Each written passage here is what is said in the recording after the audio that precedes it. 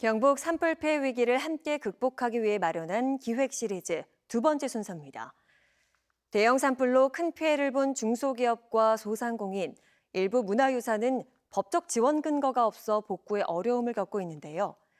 빠른 일상 회복을 위해 관련 특별법 제정을 서둘러야 한다는 목소리가 커지고 있습니다. 정성욱 기자가 취재했습니다. 두 달 전 급속도로 번지던 경북 산불에 직격탄을 맞았던 안동 나무 농공단지입니다.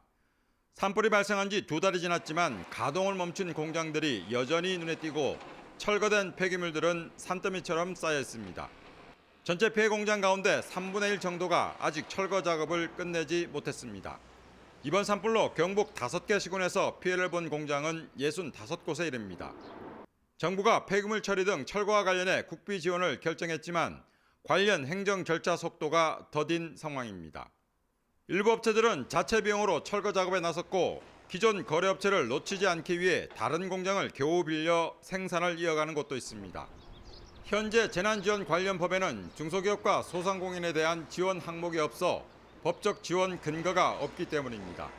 다 같은 국민이고 다 같은 피해를 본 입장인데 뭐 주택 가진 사람들은 약간의 도움을 받지만 중소기업은 아예 제외라고 저렇게 명시를 해놨으니까 이거는 좀 정부 차원에서 그 입법을 하든지 아니면 제정을 하든지 개정을 해서 가입한 화재보험은 공장 건물 등 부동산만 지원 대상이고 실제 피해 규모가 큰 설비나 원자재는 대부분 가입이 안 돼 있습니다. 그나마 피해 금액 내 최대 15억 원까지 융자 지원 대책이 마련됐지만 기존 대출액도 많은 상황에서 추가 대출까지 받는 게 부담이 너무 큽니다. 다 대출로 산 공장인데 또 대출을 해서 또 공장을 또 지으라 그러니까 너무 답답하고 빨리 지원금을 좀 줄 수 있는 법을 빨리 개정이 돼서 뭔가 좀 해결이 되었으면 좋겠습니다. 안동시가 향토 문화유산으로 지정한 고택이 있던 곳인데 최근 철거 작업은 마쳤습니다. 고택의 산불 피해액은 12억 원으로 추산되지만 지원되는 건 일반 주택 피해 관련 3천여만 원이 전부입니다. 국가나 광역지자체가 지정한 문화재만 복구 대상에 포함되고 시군에서 지정한 문화재는 빠져 있는데 이 같은 문화유산이 3개 시군에 10곳이 있습니다.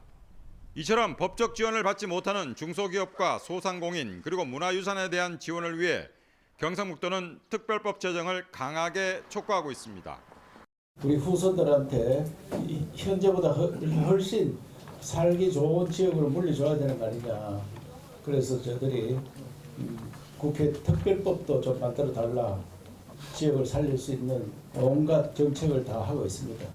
현재 관련 특별법 4건이 국회에 발의돼 있지만 조기 대선 전국과 맞물려 법안 심의를 비롯해 전체 일정이 지연되고 있는데 대선 이후 법 제정을 서둘러야 한다는 목소리가 커지고 있습니다. TBC 정서옥입니다.